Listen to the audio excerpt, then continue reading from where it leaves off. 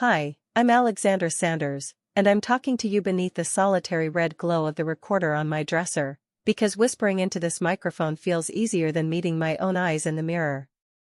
I'm 32, chronically optimistic on paper, yet tonight every corner of me throbs with one bruising word: failure. The moment that keeps looping happened 9 weeks ago, at exactly 4:17 p.m. on a rain-slick Tuesday. I was parked outside the public library, engine off, listening to the ghost rhythm of the windshield wipers long after the ignition died. My phone buzzed once, subject line, final admissions decision. It was my fourth and final attempt at medical school. For a full minute I watched droplets slip down the glass, convincing myself that suspense was kinder than certainty. Then I opened the email and met the sentence every applicant dreads: "We regret to inform you that we are unable to offer you admission." I didn't scream or sob.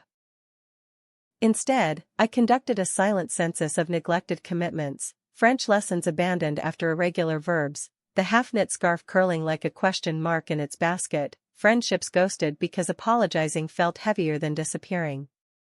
That single sentence felt less like one sharp blow and more like a fluorescent highlighter dragged across every unfinished line of my life. Yet the rawest sting wasn't losing the label of future doctor, it was breaking a promise I made when I was 10. My mother was unlacing her nursing shoes in our cramped kitchen after a 12-hour shift, and I declared, mouth full of cereal, that I would be someone who helps. She smiled in that exhausted, hopeful way parents do when their dreams hitch a ride on yours. Back then I believed helping always wore a white coat and a stethoscope. Now I'm learning that some doors stay locked no matter how politely you knock, and that purpose may live in hallways I never planned to explore. So here I am, confessing to the quiet, sweeping out the space shame has been renting for far too long. I don't have a polished redemption arc, just an honest ledger and the stubborn fact that I'm still breathing. Maybe the work ahead isn't about retaking exams, but about noticing the next small curiosity that stirs when I stop naming myself a disaster. Maybe becoming someone who helps is less about titles and more about presence, answering texts, holding uncomfortable silences, offering kindness the second it's asked for.